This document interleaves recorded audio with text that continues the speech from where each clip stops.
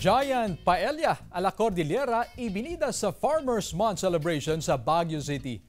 Halina't matakam sa report ni Joan Punsoy. Ibinida ng Department of Agriculture ang Giant Paella ala Cordillera sa pagtatapos ng Farmers Month celebration sa rehiyon. Tampok sa Giant Paella ang heirloom rice mula sa Apayao, pinunag o blood meat sausage ng Kalinga, kiniing o smoked meat ng Mountain Province, longganisa ng Abra at mga gulay ng Benguet.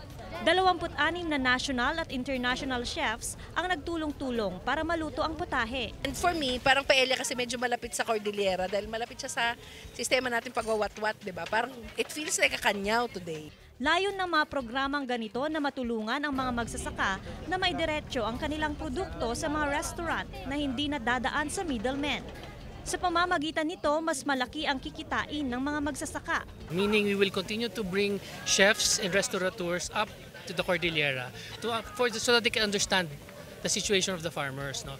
At saka yung sabi ko kanina, pagka yung conversation maumpisahan lang between the farmer and the food service industry, lalawak yung knowledge eh.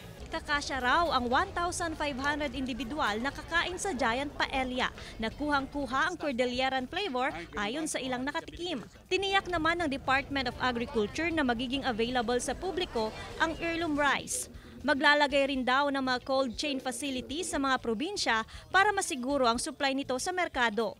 Hinikayat din ng mga magsasaka na patuloy na magtanim ng mga dekalidad na produkto. Yung mga cargos nyo na 20-tonner capacity na tram lines can carry the rice po, heirloom rice, up to the road. And doon po lalagay tayo ng parang post-harvest equipment. Joan Punsoy, One North Central Luzon.